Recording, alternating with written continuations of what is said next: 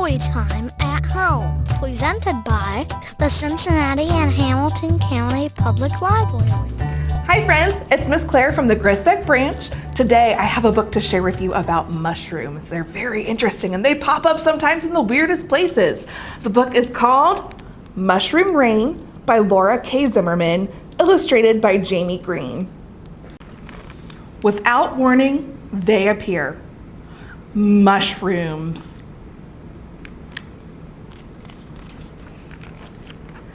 Delicate umbrellas open. Red octopus arms rise from the ground. Cupped nests with eggs appear. In darkness, a spooky green glows under a starlit sky.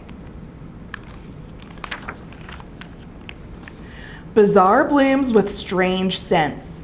Some like bubblegum, coconut, maple syrup. Others, the stench of burnt hair, rotten cabbage, or animals long dead. Many are tattered and torn by hungry visitors, chomping, scraping, gnawing, and burrowing. Look at that hungry turtle and a hungry mouse. Some mushrooms are harvested and stored. Red squirrels drive them in branches.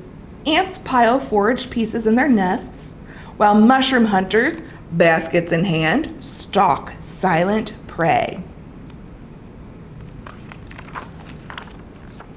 Then, without warning, mushrooms disappear. No longer seen, but not gone.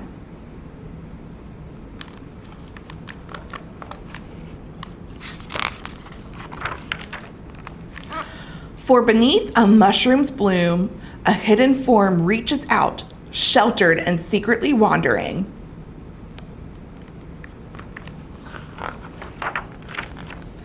The largest has sprawled under a forest for thousands of years.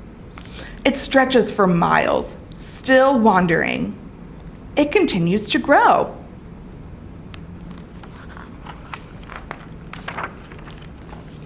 Blooms cast new mushrooms even farther when scattered spores, like a flower's seeds, settle on the forest floor.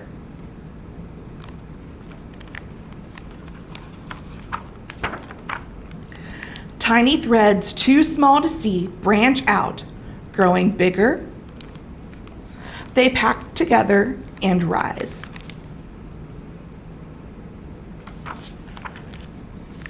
But not all spores land in the forest.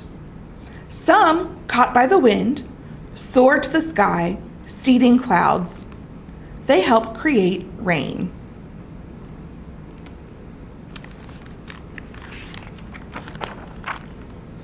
Droplets fall, strange blooms spring up after a mushroom rain.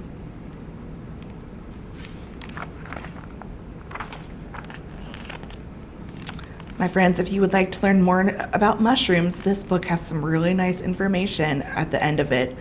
The thing that is the most important to remember, though, is not to eat mushrooms that you find out in the wild unless you are with somebody who is an expert at it, because it can make you very sick. They are really cool to look at, but we have to be careful. There's also some more information about the mushroom rain that comes in some places.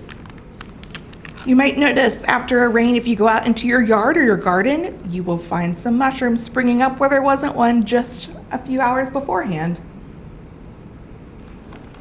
And that, my friends, is the end. Thank you again for joining me today, friends. I hope you learned something new and enjoyed the story. I'll see you again soon. Bye. Get free books in the mail. Sign up today. Go to OhioImaginationLibrary.org to find out more.